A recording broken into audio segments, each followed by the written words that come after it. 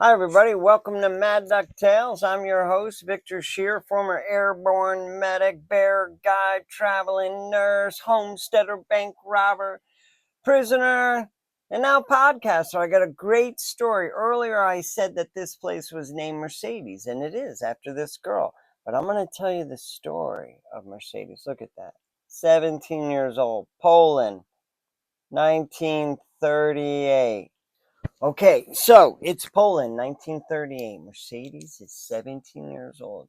The Germans and the Russians have invaded and split it up. There's still large areas that haven't been affected by this.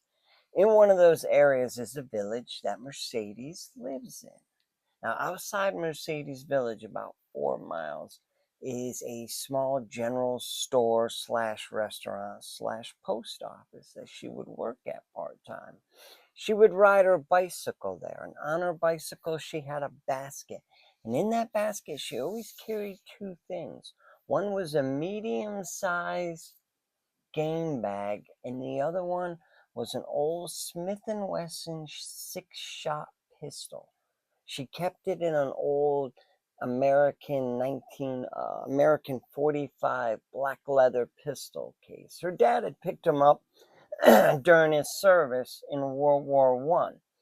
She would keep them on her, and while she rode to and from work, every now and then she would shoot a pheasant or a jackrabbit or even a grouse. Now, her family wasn't so poor that they needed to shoot wild game to survive, but it did help, especially with now the coming war. And Mercedes was kind of a tomboy, and she was brought up shooting and brought up. She had older brothers. She was a good, tough girl. So Mercedes is at work one day when an old Fafanuga wagon comes in. That's what we would call a Volkswagen thing, convertible thing. You always see them in the German movies. Well, one of those pulls in. It's being driven by a German NCO, and in it carries three officers. So they sit down. Well, Mercedes knows a little German. She says, "Was ist los, Herr?" They say, "Oh, that's Fräulein.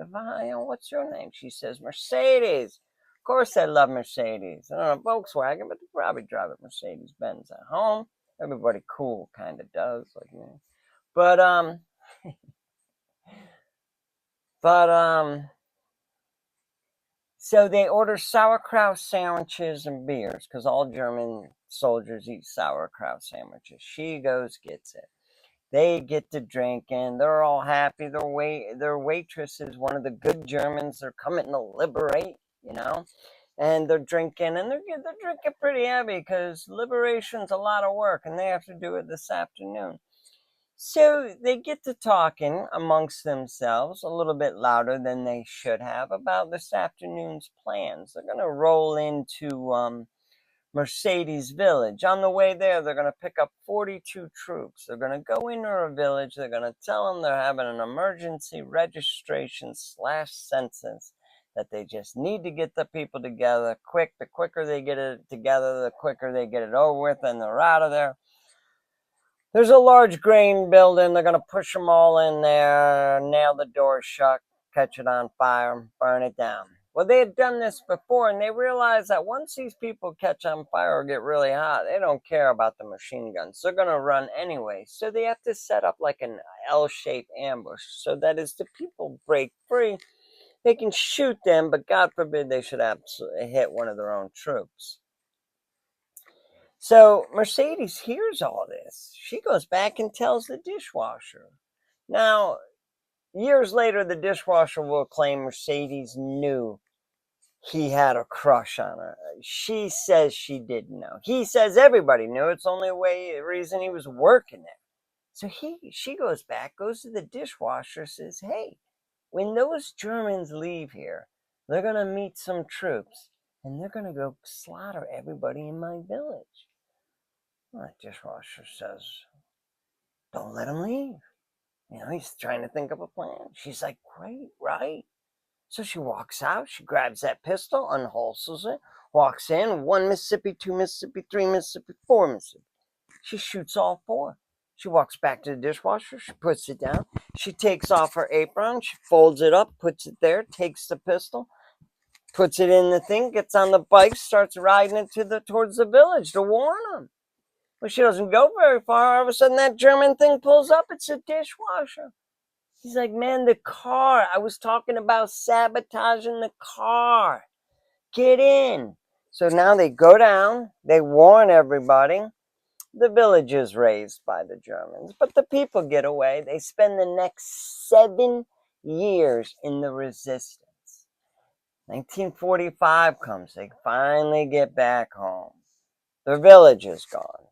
But ironically enough, the restaurant / post office is still there. In fact, 3 different armies used it as a command post. The Germans, the Russians, and then the Americans.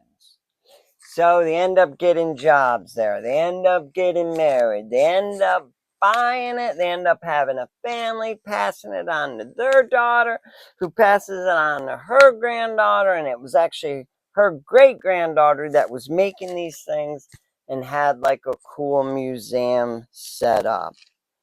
And so I thought about it later in prison. If this girl could do 7 years fighting Nazis and come home and get it together, surely I could do 7 years in an easy New York prison and still get it together, right? Can you see her? Okay, that's our story. Be tough, people. Thank you.